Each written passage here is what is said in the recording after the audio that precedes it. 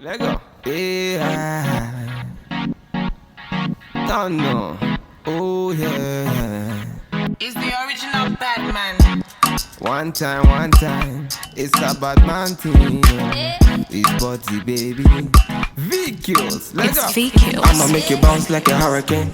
I'ma make your bed rock like a hurricane. I'ma do it like nobody can. And I'll give you all the things. Last time I was editing my video and my fan was picking everything up and it was like the worst thing ever. But y'all know I got my blanket and I just have some water to sip on. I encourage you to get a beverage. I had my beverage during my TikTok. I had a White Claw. And yeah, so let's see.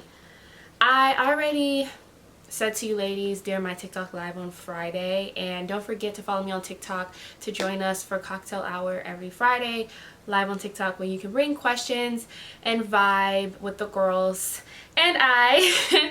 So don't forget to do that. But I did state for y'all that I grew up, y'all know my YouTube family, y'all know me a lot more than everybody on TikTok does, but I did grow up in a two-parent household. My parents are still married to this day, and I was able to see kind of my mom's functions and my dad's functions at a very early age.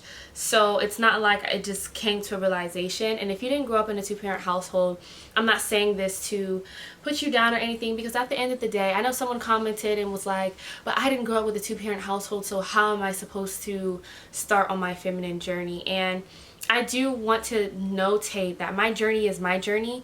Your journey may look different. And everyone comes from different walks of life. So just because you didn't grow up in a two-parent household, or you did and it wasn't as to my journey, does not mean we can't all arrive on our feminine journey together and help each other together. So at a very early age, from as far as I can remember, I do remember that, you know, after my mom had me, she stayed at home for a while to take care of me, which is something that I do want to do with my child.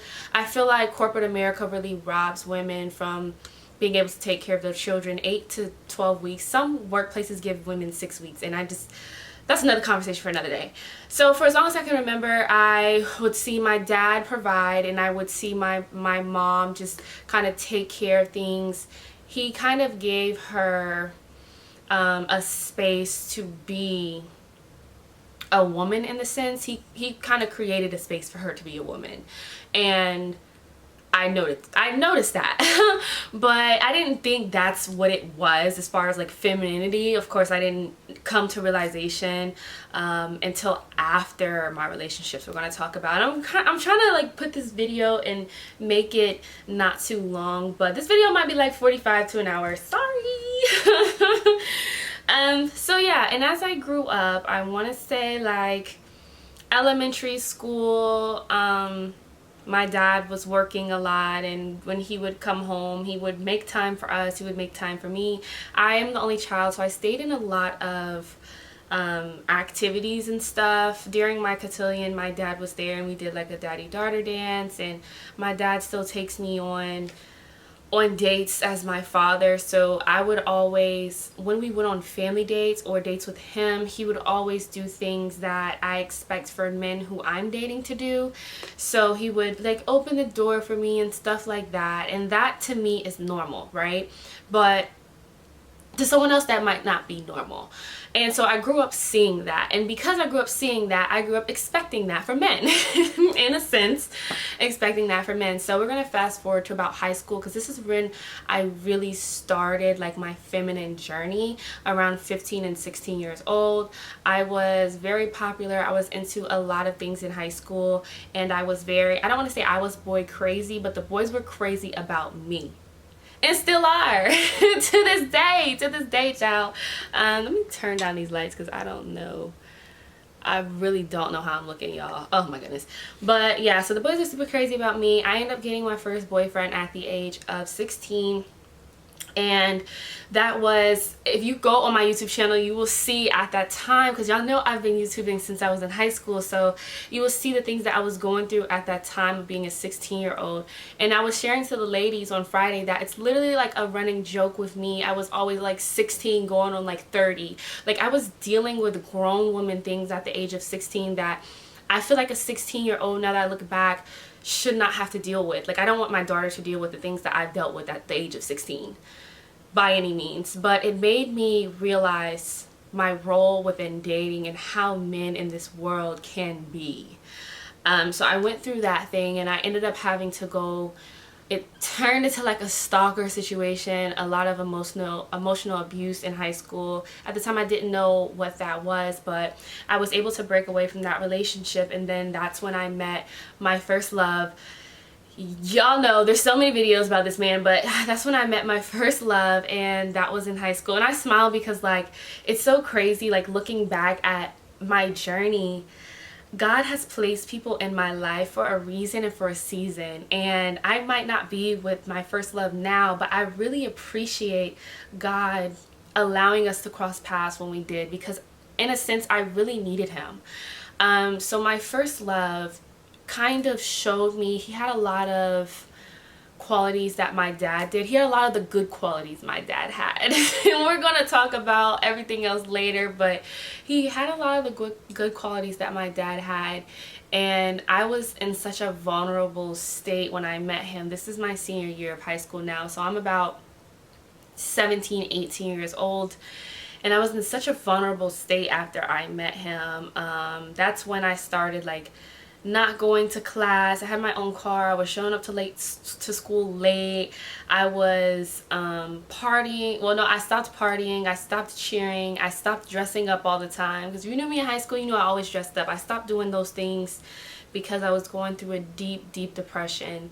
And when I met him, our relationship over the span of like 4 years grew. And yeah, I had ups and downs with him, but in that relationship, he created space for me to be a woman. And it kind of reminded me of the same thing that my dad did for my mom. And so I really appreciate that relationship, because a lot of times when I reason through things, I go back to how my first love treated me, and I'm like, okay, yeah, this is not right, you know?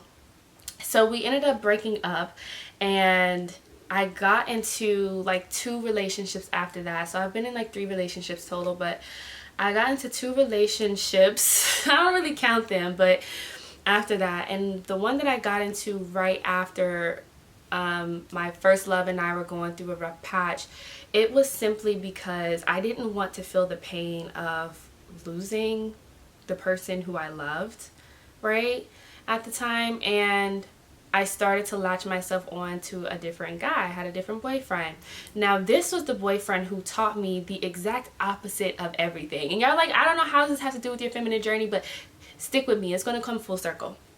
So from that guy, I appreciate him as well, because he taught me what a more feminine man was, right? In a sense, because in my mind back then, when I thought of a feminine man, I thought of a man who did not like women, right? I feel like that's what we naturally go to.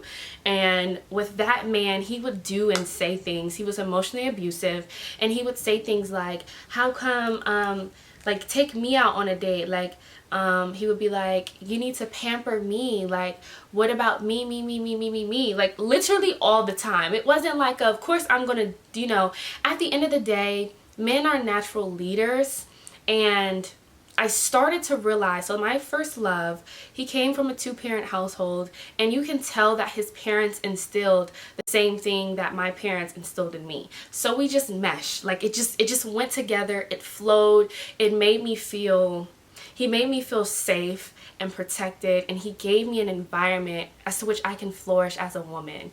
And when we went through that rough patch and I was with that other guy, it was complete destruction. Like, I'm not saying because of where he came from. I don't want y'all to harp on that, but a lot of times where we come from shapes our ideologies if we do not learn outside of where we're at. So because I came from what I just described to you, and so did the guy that I was with for a long time come from that, I did not know anything different until I was with the guy that, you know, I was with for 6 months.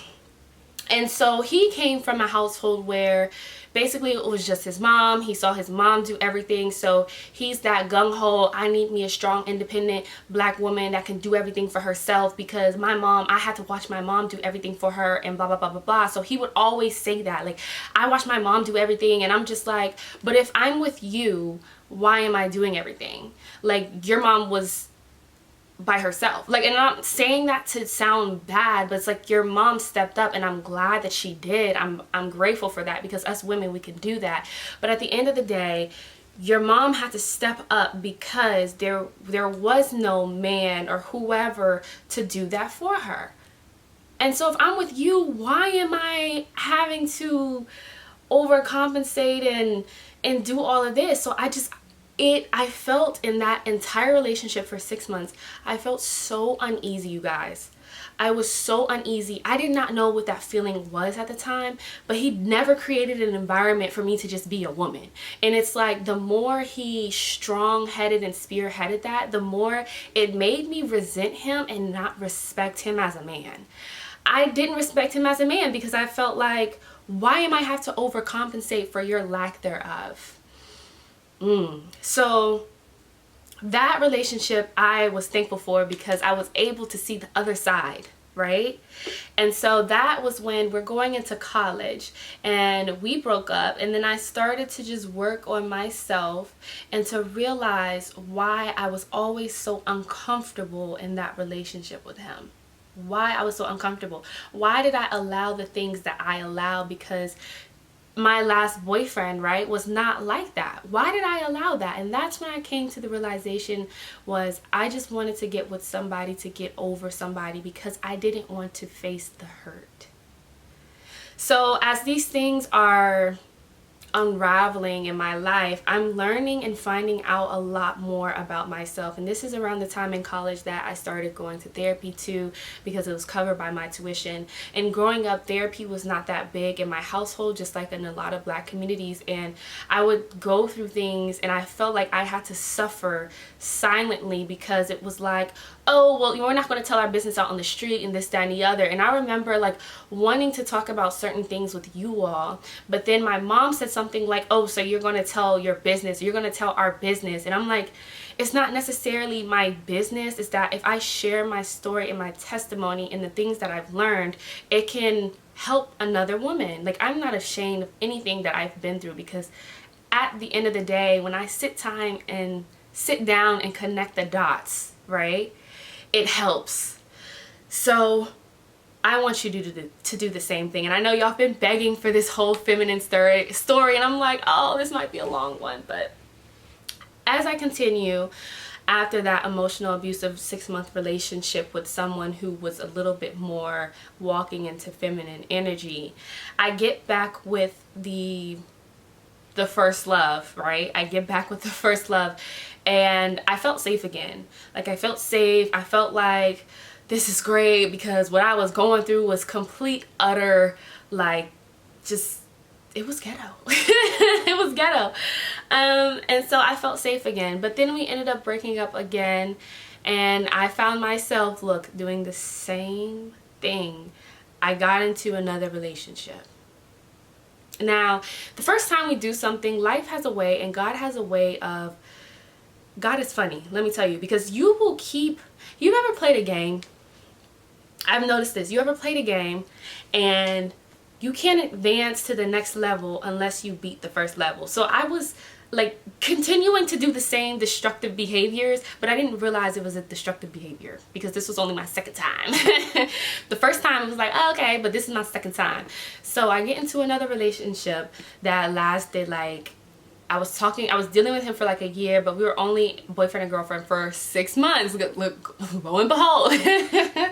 And it was kind of the same thing. He wasn't as bad as the emotional abusive one, but he was still emotional abusive and kind of manipulative. And I'm not sure if it was intentional on his part, because sometimes people are not always out to get us. Sometimes people just walk in their own ignorance and in their own mess that they're used to seeing because that's what they're used to seeing. So he would do certain things, and that's why I made YouTube videos about manipulation and everything, and y'all can go ahead and check those out. Certain things will be in the description bar below, but he would do certain things and it pushed me to the edge to where I ended up resenting him. I resented him. I didn't feel safe. I didn't feel secure with him. It was as if he was the same person but with a different face. And so when I broke up with him, it broke my heart because I didn't want to break up with him. I was grasping and staying into something that did not serve me because my heart really loved him. But we know that the heart is foolish sometimes. The heart doesn't think logically. So when I broke up with him, I had the courage. I asked God for the courage because I remember praying to God, asking for the courage to leave because I felt like it was not ever going to get better. And yes, he may change, but it was not my job to gamble on that. And so I asked God for the courage. And it was funny, after I prayed to God for the courage, I remember like he got worse. He was getting worse. He was getting worse. And it's funny when I look at it, I'm like, God was like, yeah, I got some courage for you. It's going to get bad and you're going to get fed up. So that's exactly what happened. He got worse. And I couldn't do it anymore. I couldn't take it. And I broke up with him. And after that was when I realized I was dealing with the same consistent problem with different faces. And the only thing that was consistent in those two situations was me. What was I ignoring? And so then after the second guy, I already noticed the difference between being a feminine woman and being a woman who has more masculine energy to deal with a man who has more feminine energy. And then I hit it again. So it's like God's like, yeah, this is really what it is. You know, this is really what it is. And so after that, that's when I started researching. That's when I started reading. That's when I started working on myself more. To see my destructive behaviors within relationships. And so that's how I arrived. That was literally my entire journey to femininity. And yours might not be the same, and it might not be in the face of relationships, but a lot of times relationships teach us a lot about ourselves. And even with relationships with friends, because I've noticed this, I recently, if you check my last Chit Chat Get Ready With Me, I went through 2 friend breakups that really hit home, that really hit me in my life. And it was, I want to say the first one was worse than my heartbreak. Worse than my first love was actually my friendship breakup. I was depressed from losing a friend from high school. And I realized that my other friend was a little bit more masculine. She exuded a lot more masculine energy than I did. And because we were so close, it did not mesh. It didn't mesh. And that's why I tell you all, like, relationships aside, friendships will really tell you about yourself as well. If you show me your friends, your closest friends, I can tell you your future. Like, that saying rings true, because when I started examining and going through this walk on my feminine journey, especially friends that I was with for a long time, they started noticing things about me that would change. I no longer would do certain things. I would no longer partake in certain festivities that I probably would have loved to do back then. But then I realized those destructive behaviors weren't serving me. So it's like, it would be insane for me to keep doing the same thing over and over again and expecting a different result. I gotta move different. I'm sorry, boo, I gotta move different. And when I started realizing friends did not like that, that was when I realized I kind of leveled up. That's when I realized I'm changing. And sometimes as you change, you might not notice that you're changing until other people start interjecting their 2 cents, right? Until other people start getting mad, until other people start saying slick comments. Oh, so you think you're too good for this? You used to like this last year. What happened? What happened to so-and-so? You used to like this when you was with him. Now all of a sudden, you too good. Oh, so you think you're better than me? When people start saying, that's my favorite. When people start saying, you think you're better than me.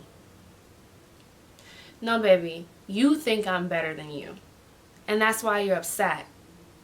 So I went through 2 friendship breakups, and from those breakups, that's when I realized, oh, we finally up here now. It's up and it is stuck. So that is, in the shortest way possible, I feel like I did good, my journey to leveling up and my feminine journey. And in this, like, I feel so happy, like it's so refreshing. But being in those growing pains, it hurt. That's why they're called growing pains. It hurt to lose friends. It hurt to lose people I love. It hurt to watch myself not know who I was. But when I come out swinging and when I come out my best self, I can sit here and say that I'm actually so thankful for all of those people who came in my life, because each one of them taught me something about myself. And so I'm going to leave y'all with that. Be thankful for everybody that comes into your life. And I know it may seem when people walk out of your life that it might be the end of the world, but whatever you lose, God is going to replace. You're going to make new friends. You're going to find another man. You're going to get a better job. It might not happen when you want it to happen, but believe me, the things that you go through now, that hurts, that pain is going to serve you. And so I want to say thank you for everyone who supports me. Thank you for asking me to do this video. Like, I didn't know how. I was like, oh, this video is gonna be like 2 hours long. And I hope you like the video. Comment below if you, I don't know, have anything you want to say, any tips and tricks, how you started your journey. And follow me on TikTok, follow me on Instagram. And I love y'all, and don't forget, God loves you too.